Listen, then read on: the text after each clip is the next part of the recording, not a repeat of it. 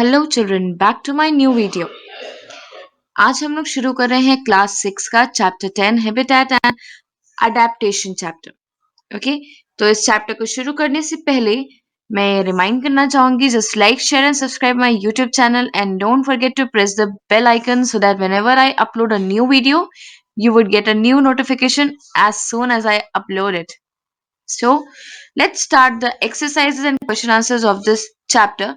और इससे रिलेटेड आपको जो भी डाउट्स होंगे, जो भी क्वेश्चंस होंगे, आप मुझे कमेंट बॉक्स में लिख के बता सकते हैं और उसके आंसर्स आपको जरूर मिलेंगे। ठीक है, सो पहली एक्सरसाइज है आपकी, give two examples of each of the following. हर का आपको दो एग्जांपल देना है।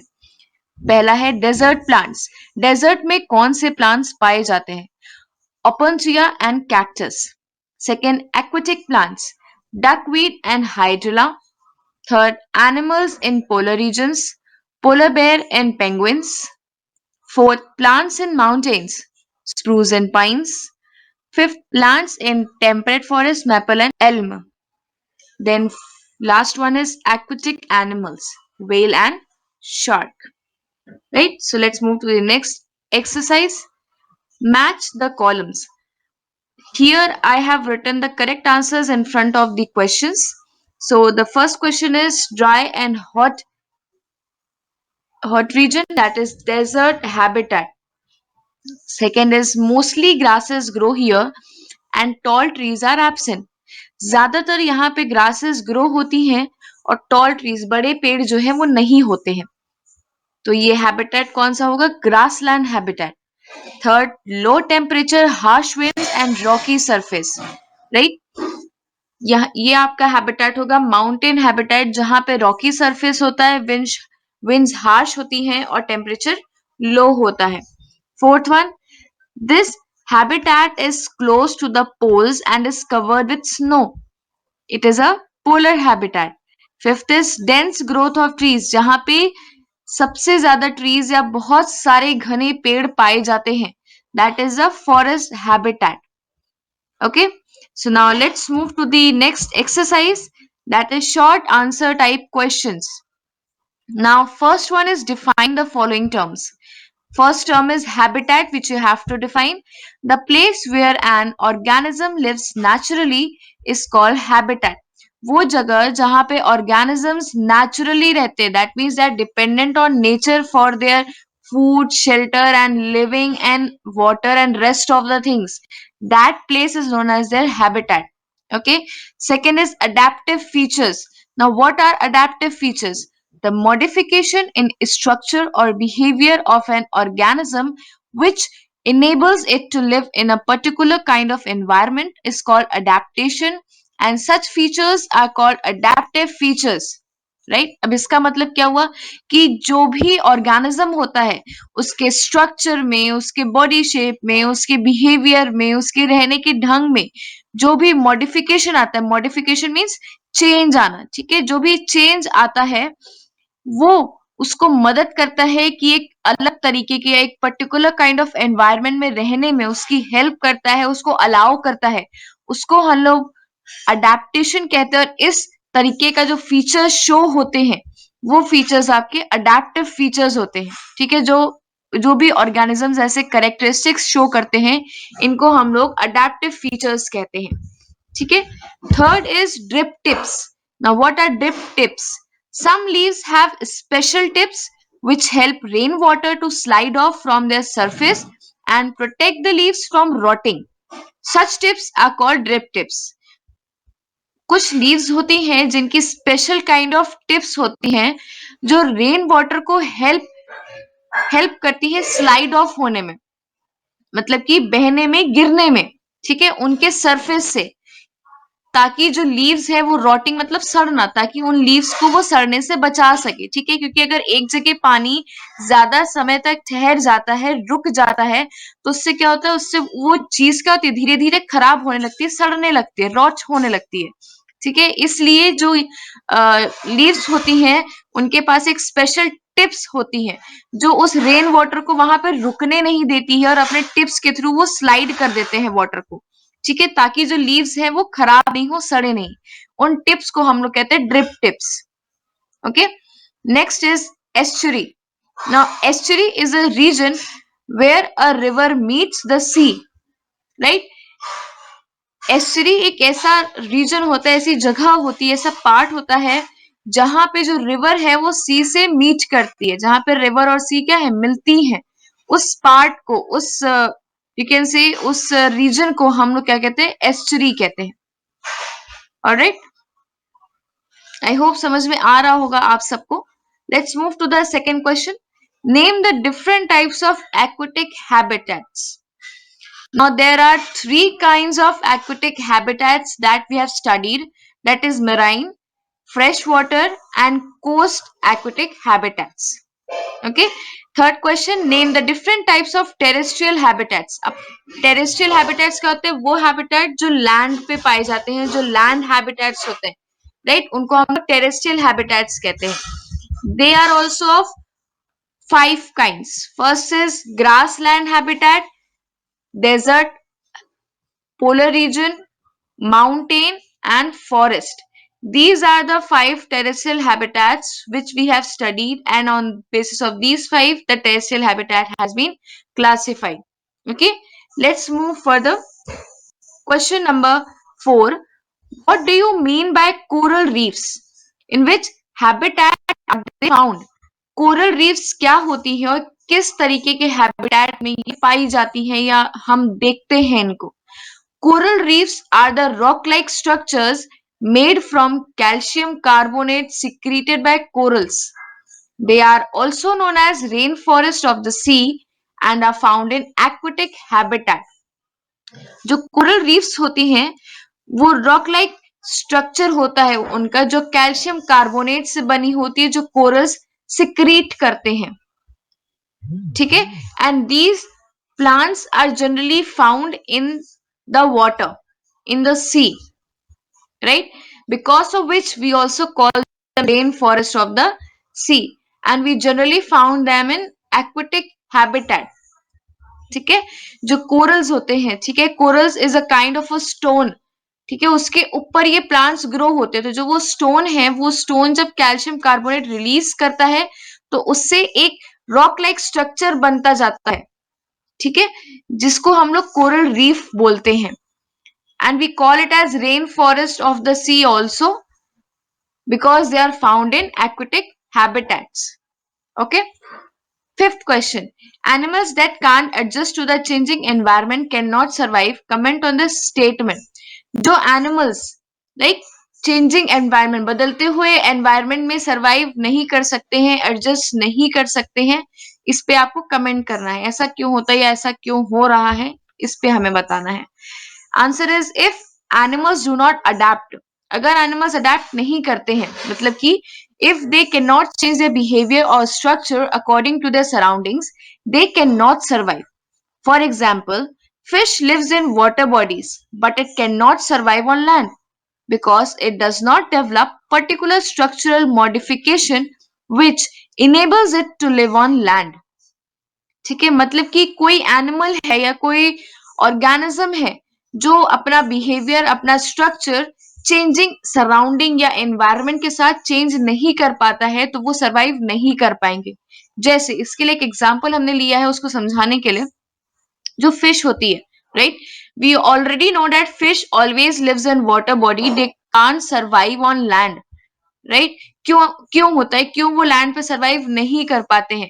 क्योंकि वो उनके बॉडी में ऐसे स्ट्रक्चर, ऐसे फिलामेंट्स बने ही नहीं, ऐसे ऑर्गन्स दिए ही नहीं गए हैं नेचुरली कि वो लैंड पे सर्वाइव कर सके, इसलिए वो अपने मॉडिफिकेशन को चेंज नहीं कर पाती हैं। ठीक है, क्योंकि उनके पास वो चेंजिंग मॉडिफिकेशन नहीं है कि वो जब लैंड पे जाएं तो अपना बॉडी स्ट्रक्चर, बॉडी ऑर्गन्स के मॉडिफिकेशंस कर सके, चेंज कर सके, इस वजह से they are not able to live on the land, right. They are having a structure, they are having a particular organ to live in only the water, right? That's why they are not able to live on land. Sixth question, write any 2 adaptations that help a polar bear to survive in cold conditions. First is adaptations by polar bear. First, it undergoes hibernation which help it to conserve energy. ठीक, वो hibernation में चले जाते हैं cold conditions में। जब बहुत ज्यादा ठंड पड़ती है तो जो पोलर बेयर्स है वो हाइबरनेट अपने आप को कर लेते हैं ताकि वो अपने एनर्जी को कंजर्व कर सकें।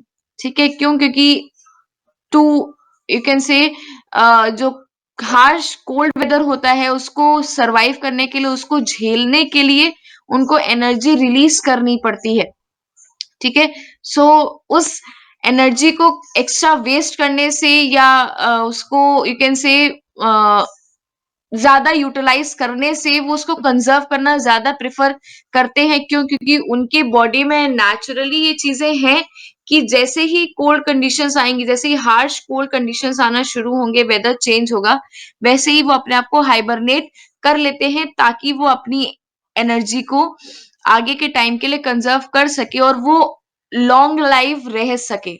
ठीक है, next is they are good swimmers, and while swimming they close their nostrils to avoid cold water from entering their nose. वो बहुत अच्छे स्विमर्स होते हैं और जब वो स्विम करते हैं तो अपने नॉस्ट्रल्स को, ठीक है, the holes which are present into our nose, nostrils को वो क्लोज कर लेते हैं ताकि कोल्ड वाटर जो है वो उनके नोज में ना एंटर हो और जिससे कि उनको और ठंड लगे और उनकी और जो एनर्जी है वो वेस्ट हो और वो अपने आप को बीमार पड़ने से या डेड होने से बचा सके फ्रॉम कोल्ड वेदर्स। ठीक है, next 7th question, explain hibernation with one example. Some animals undergo a deep sleep throughout the winter.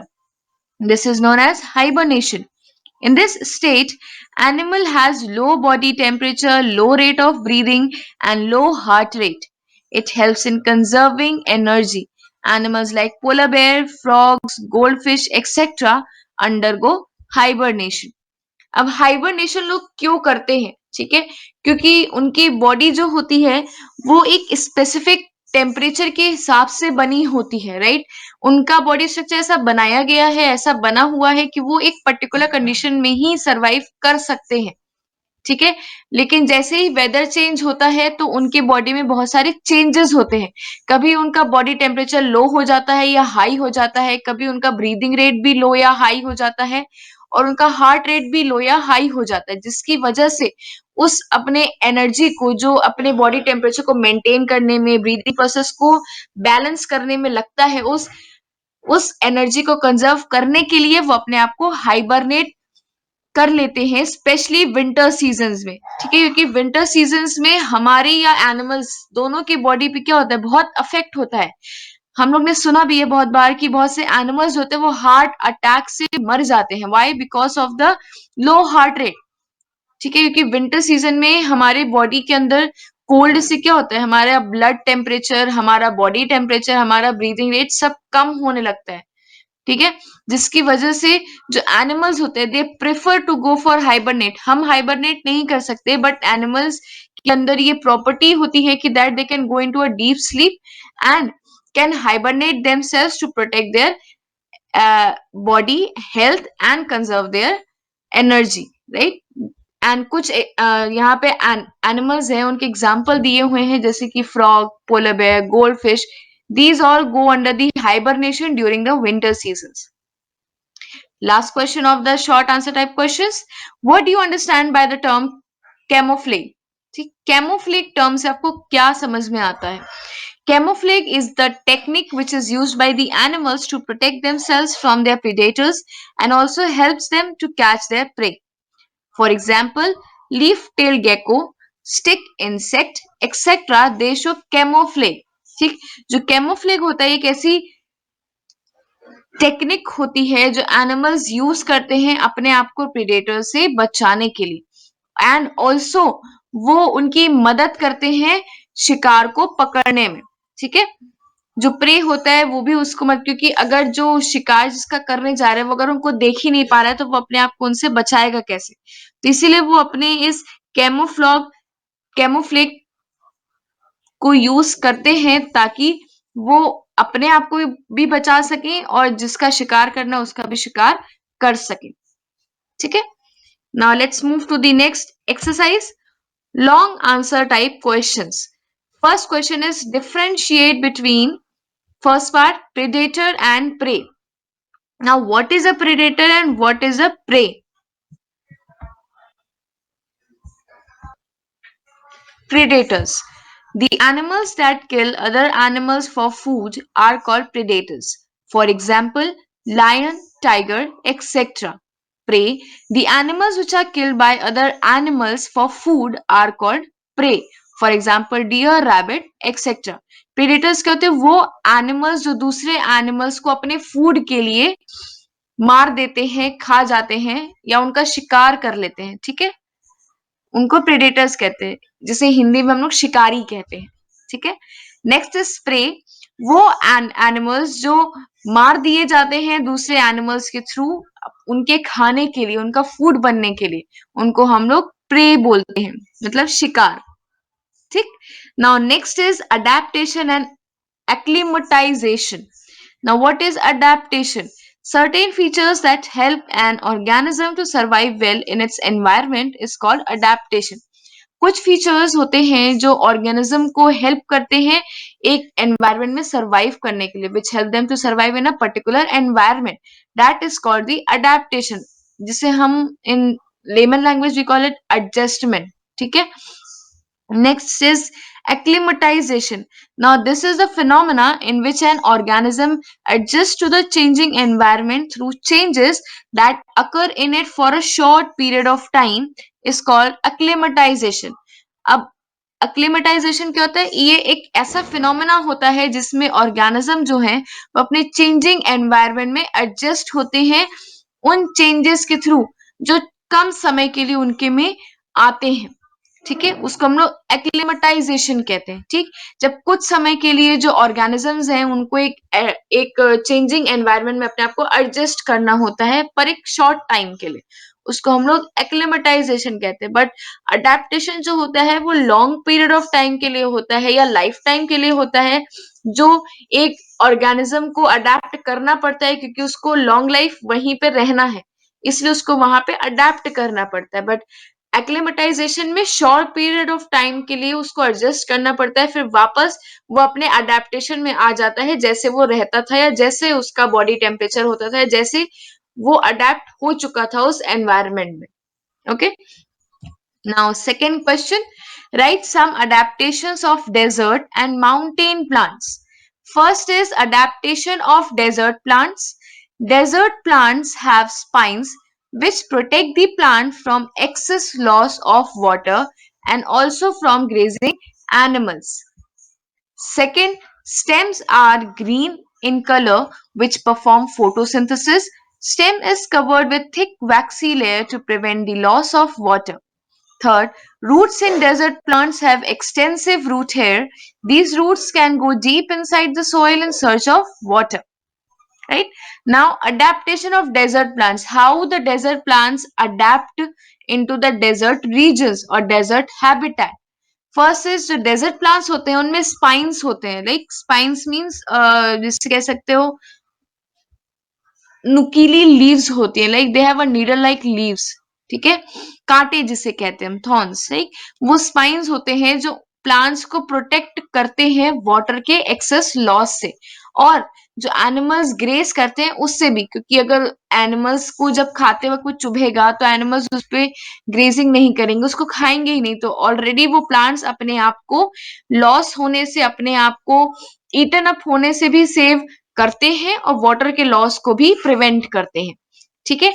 Next, जो इनके स्टेम्स होते हैं वो ग्रीन इन कलर होते हैं, ग्रीन कलर के होते हैं जो जिसकी वजह से वो फोटोसिंथेसिस प्रोसेस परफॉर्म करते हैं और अपना खाना वो खुद प्रिपेयर करते हैं। जो स्टेम है वो एक थिक वैक्सी लेयर से कवर होती है जिसकी वजह से जो वाटर का लॉस है वो नहीं हो पाता है और वाटर सेफली स्टोर होता है उनके स्टेम्स में, ठीक है? एंड जो उनकी स्टेम्स होती हैं वो थिक होती हैं और अंदर से हॉलो होती हैं, जिसकी वजह से जो वाटर है वो अपने स्टेम्स में स्टोर करते हैं instead of in their leaves और रूट्स। नेक्स्ट इज रूट्स जो होते हैं डेजर्ट प्लांट्स में, उनका एक्सटेंसिव रूट हेयर होता है, मतलब बहुत ज्यादा उनके रूट्स पे हेयर होते हैं, ठीक है, छोटे छोटे रूट्स होते हैं उनके रूट्स पे भी, जिसकी वजह से जो ये रूट्स है वो सॉइल में, ऐसा क्यों होता है, ताकि जब ये जो रूट्स है वो सॉइल में डीप इनसाइड जाएंगे, जब सॉइल में बहुत अंदर तक जाएंगे वाटर के सर्च में, तो वो ज्यादा वाटर को एब्जॉर्ब कर पाएंगे, ठीक है, क्योंकि डेजर्ट रीजन में जो वाटर अवेलेबिलिटी है वो बहुत कम होती है, जिसकी वजह से अपर सरफेस पे, जो अपर लेयर होती है अर्थ सरफेस की, उस पे जो वाटर है वो ज्यादा अमाउंट में अवेलेबल नहीं होता है, because of which the roots of desert plants go deep inside the soil to search for the water, and when they reach to that region they absorb most of the water from there with the help of the root hair which is present on the roots, right? Now next is adaptation of mountain plants. How the mountain plants adapt in the polar regions or the mountain regions. First is trees do not shed their leaves to save their energy. जो trees हैं वो अपनी ताकत को, energy को save करने के लिए, बचाने के लिए अपनी लीव्स को क्या क्या करते हैं, शेड नहीं करते, गिराते नहीं है, ठीक है। Next is the leaves are needle shape. Leaves कैसी होती है, नीडल शेप की होती है। और जो कोन शेप है ट्रीज का, कोन shape of trees helps in sliding down of the snow and does not allow snow to collect on the surface of the leaves. Plants grows close to the ground so that these cannot get uprooted by string wind. Right now जो trees होते हैं mountain region में, उनका cone shape होता है, right, उनके leaves जो होते हैं वो नीडल शेप होती है। तो जो कोन शेप है ट्री का वो हेल्प करता है स्नो और वाटर को स्लाइड ऑफ होने में, जिसकी वजह से जो स्नो है वो लीव्स के सरफेस पे कलेक्ट नहीं हो पाता है and can protect the leaves from rotting.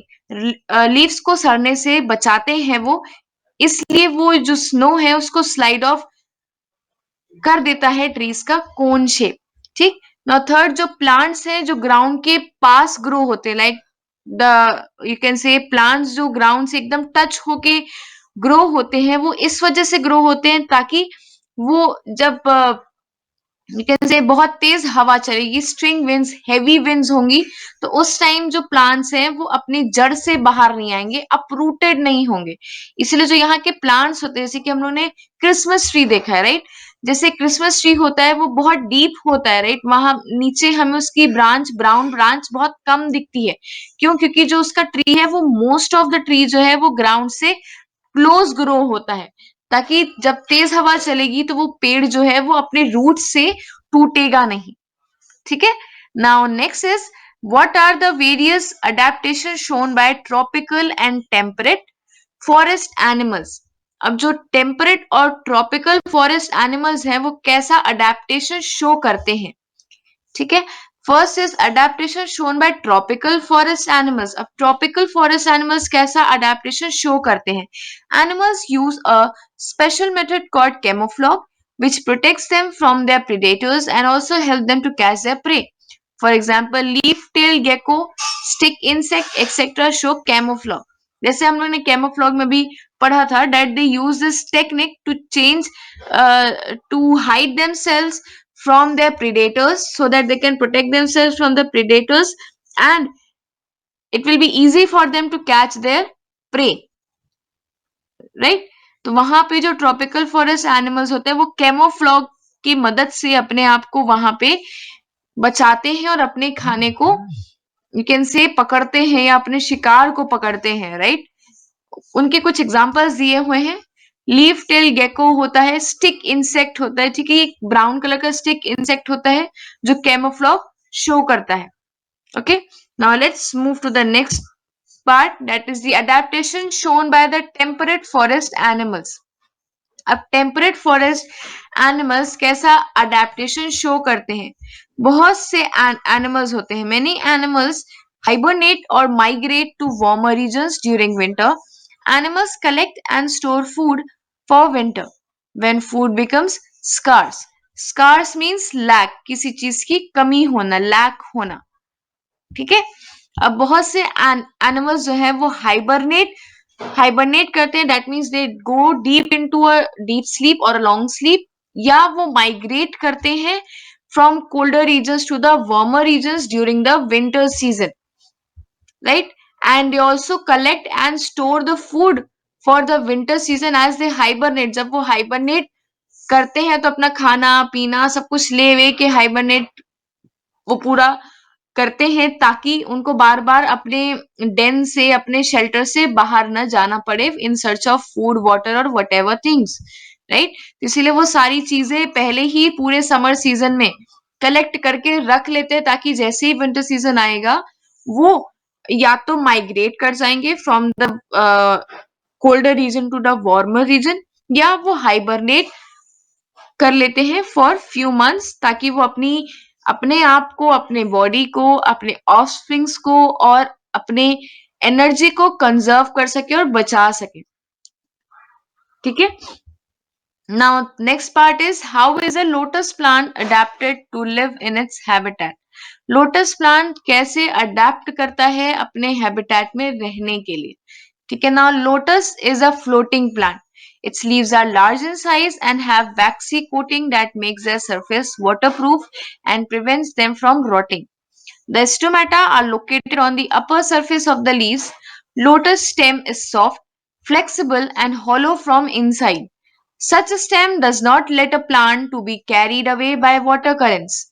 The air spaces in the stem allow water to flow through the stem without breaking it and also enable the lotus to float in water. जो lotus है वो floating plant होता है. Floating plant means the plant which grows on the upper surface of the water. जो पानी के ऊपर के सरफेस पे ग्रो होते हैं उनको हम लोग फ्लोटिंग प्लांट कहते हैं, ठीक है? तो लोटस एक फ्लोटिंग प्लांट है जिसकी लीव्स होती हैं वो लार्ज होती हैं साइज में और उनके ऊपर एक वैक्सी कोटिंग होती है, राइट? जिसकी वजह से वो वाटर के सरफेस पे इजीली फ्लोट कर सकती हैं एंड दो surface act as a water proof surface. और वो उन लीव्स को, सिंस वी नो दैट जो लोटस प्लांट है वो वाटर में बहुत लंबे समय तक रहते हैं. जहां तक हमें पता है कि जो अगर वाटर के कांटेक्ट में कोई चीज लॉन्गर टाइम तक रहती है तो क्या होती है, धीरे धीरे खराब होने लगती है, राइट? चाहे वो वुड हो, आयरन हो, पेपर हो या कोई भी सामान हो, राइट? तो वैसे ही जो ये लीव्स हैं ये भी जब ज्यादा लंबे समय तक वाटर के कांटेक्ट में रहती हैं तो ये खराब होने लगती है. तो इसी वजह से जो लोटस होता है उसकी लीव्स के बिलो सरफेस पे, ठीक है, उसमें क्या होती है, एक वैक्सी कोटिंग होती है जिसकी वजह से वो उन लीव्स को वाटर प्रूफ बना देता है and can protect the leaves from rotting. Leaves को सड़ने से वो बचा सकते हैं. नाउ जो स्टोमेटा होता है, the stomata is located on the upper surface of the leaves. जो स्टोमेटा होता है वो लीव्स के अपर सरफेस पे लोकेट होता है, ठीक है? अपर सरफेस पे होता है, बिलो सरफेस पे नहीं होता है, जिसकी वजह से the upper surface of the leaf of lotus flower is green in color and the below surface is very much lighter green और yellow in color, right? now जो लोटस की स्टेम होती है वो बहुत सॉफ्ट, फ्लेक्सिबल और hollow होती है इनसाइड से, ठीक है? अंदर से हॉलो मीन्स खाली, खोखली होती है और फ्लेक्सिबल होती है, लचीली, सॉफ्ट मतलब कोमल, राइट? कुछ स्टेम होती हैं जो प्लांट को इस तरीके की जो स्टेम, सॉरी, जो इस तरीके की लाइक सॉफ्ट, फ्लेक्सिबल और हॉलो स्टेम्स जो होती हैं ये प्लांट को वाटर करेंट्स, लाइक जब वाटर हैवी फ्लो होगा या वाटर वेव्स आती हैं तो उस टाइम वो स्टेम्स जो है वो प्लांट को टूटने से, गिरने से बचाती हैं, ठीक है? जो स्पेसेस प्रेजेंट होती है स्टेम में वो वाटर को अलाउ करती हैं ताकि वो स्टेम के थ्रू फ्लो हो सके बिना प्लांट को तोड़े, राइट? और इजिली लोटस फ्लोट हो सके वाटर में. इस वजह से स्पेसेस प्रेजेंट होती हैं लोटस फ्लावर के स्टेम्स में, ठीक है? Now fifth question, how is a fish adapted to live in the aquatic habitat? अब यहाँ पे फिश कैसे aquatic habitat में अडेप्ट करती हैं? Fishes have gills to breathe underwater. Their streamlined body shape reduces resistance to water and helps in easy movement through water. The scales on their body protect them and make their movement easy. Also, the tail and the fins of fish help them to move, change direction and maintain balance in water. जो fishes हैं उनके में gills present होता है। Gills is a kind of a lungs as we humans have the lungs, जैसे हम लोग के में लंग्स होता है जिससे हम ब्रीथ कर सकते हैं, फिशेज में गिल्स दिया होता है, gills act as a lungs for them, जिसकी वजह से वो ब्रीथ कर सकती हैं इन अंडर वाटर। जो उनकी स्ट्रीमलाइन बॉडी है, right, streamline means V shape body जो होती है उनका, और यू कैन से जो एरोप्लेन शेप बॉडी होती है उनकी, it reduces the resistance. Resistance means रुकावट होना, किसी चीज को रोकना, ठीक है। सो जो उनकी स्ट्रीमलाइन बॉडी शेप है वो वाटर के रेजिस्टेंस में होती है, मतलब कि वाटर के फ्लो को वो रोक सकती है, राइट, उनको काट के जाती है, and it helps them to move easily into the water, ठीक है, क्योंकि जो वाटर है वो हैवी होता है, जिसकी वजह से अगर मान लो कभी वाटर का फ्लो उनके ऑपोजिट डायरेक्शन में आता है तो उनकी स्ट्रीमलाइन बॉडी जो है उस फ्लो के थ्रू जाने में हेल्प करती है। दे swim with the help of the streamline body. जो उनके बॉडी पे स्केल्स होती हैं, लाइंस बनी होती हैं उनके बॉडी पे, वो उनको प्रोटेक्ट करती हैं और उनके मूवमेंट को इजी बनाती है, right. They swim in a wavy manner, like वो जिगजैग मैनर में वेव या स्विम करती है वाटर में, वो उनके स्केल्स की वजह से, ठीक है, जो स्केल्स है वो उनकी बॉडी को डिवाइड कर देता है, जिसकी वजह से उनकी बॉडी जो है वो अप डाउन मूवमेंट या जिगजैग मूवमेंट शो कर पाती है, and they can swim easily. Their tail and fins also help them to swim properly and help them to move and push their body in front while swimming, and also help them to change the direction, and they also help in maintaining the balance of their body in the water, right। जो उनकी tell है वो उनका direction change करने में help करती है in the water, और जो फिन्स है वो उनका बैलेंस मेंटेन करने में और मूवमेंट में हेल्प करती है, right. Now last question, give reason for the following, it has various parts, so you have to explain और give reason for each line. First is plants in tropical rain forest have drip tips. इसमें reason बताना है कि जो tropical rain forest में plants होते हैं उनके ड्रिप टिप्स क्यों होते हैं। जैसे कि हम लोग ने पहले डिस्कस किया है कि जो ट्रॉपिकल फॉरेस्ट में जो प्लांट्स होते हैं उनमें ड्रिप टिप्स इसलिए होती है क्योंकि ट्रॉपिकल रेन फॉरेस्ट में हैवी रेनफॉल होती है, जिसकी वजह से वहां पे ऑल टाइम रेनफॉल होती है, और जो लीव्स है उनके ऊपर पानी लंबे समय तक ठहर सकते हैं, रुक सकते हैं, राइट, जिसकी वजह से जो लीव्स है वो खराब हो सकती हैं। तो उनको खराब होने से बचाने के लिए वहां की जो लीव्स होती है उनमें ड्रिप टिप्स होता है, because of which they can help the water to slide off from their surface and protect the leaves from rotting. In tropical rainforest, rate of rainfall is high and drip tips help rainwater to slide off from the surface of leaves and protect them from rotting. Right? Next part says trees in mountain regions are cone shaped. ठीक, mountain regions में जो trees होते हैं वो cone shape के होते हैं। क्यों होते हैं? सो दैट जो स्नो उनके ऊपर आती है ट्रीज के ऊपर वो स्लाइड ऑफ हो सके, और जो लीव्स का सरफेस है उसको खराब होने से बचा सके, और उनके सरफेस पे स्नो कलेक्ट ना हो सके, ठीक है। The cone shape of trees helps in sliding down of the snow and does not allow snow to collect on the surface of the leaves. See, animals in mountain regions have thick fur on their body. Why? Because it provides warm to their body, नहीं, जैसे हम ठंडी में coat jacket खूब बढ़िया मोटे मोटे पहन लेते हैं ना ताकि हमें ठंडी नहीं लगे। जैसे अभी ठंडी का सीजन है, कितनी ठंड पड़ रही है, राइट, तो हम खूब सारा स्वेटर जैकेट पहन के रहते हैं, so that we should protect our self from harsh cold weather, right. तो वैसे ही जो माउंटेन रीजन में जो एनिमल्स होते हैं उनको नेचुरली उनके बॉडी पे फैट और थिक फर दिया रहता है, so that they can protect themselves from harsh weather by providing the warmth to their body. Okay, now the D part, leaves in submerged plants are finely dissected. जो submerge plants के जो leaves होती हैं वो finally dissected मतलब finally divided होते हैं छोटे छोटे पार्ट्स में। ऐसा क्यों होता है? सबमर्ज प्लांट्स में leaves are finally dissected to withstand with water currents without getting damage. Submerge plants में जो लीव्स हैं वो फाइनली डाइसेक्टेड होती हैं, क्यों? क्योंकि ताकि जो वाटर फ्लो होंगी, वाटर वेव्स होगा, उसको वो विथस्टैंड कर सके बिना डैमेज हुए या बिना प्लांट को टूटने देने, ठीक है, ताकि प्लांट टूटे नहीं और उन्हीं डायसेक्शंस के थ्रू वाटर करंट पास हो सके और प्लांट्स लॉन्ग लिव रह सके, ठीक। Fifth part E.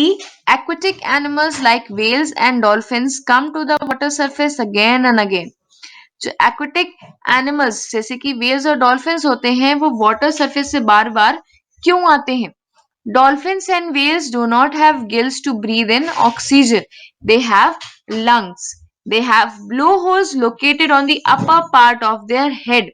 They have to come to the water surface to breathe in the air through the blowholes. This allows them to stay underwater for a long time. जो dolphins और whales होती हैं उनके body में gills नहीं होते हैं in comparison to the other fishes, right, ताकि वो ऑक्सीजन ब्रीथ कर सके। उनके बॉडी में लंग्स होता है और लंग्स के जैसे ह्यूमंस में हम लोग मैमल्स हैं तो वैसे ही डॉल्फिन्स और व्हेल्स भी क्या है, मैमल्स हैं। हमारी बॉडी में लंग्स है तो उनकी बॉडी में भी लंग्स प्रेजेंट है so that they can breathe and inhale the oxygen, right. And उनके अपर पार्ट पे जो उनका सर होता है, हेड होता है, उसके अपर पार्ट पे एक होल होता है, देखा भी होगा, जिसके थ्रू वो वाटर थ्रो आउट करती है, राइट।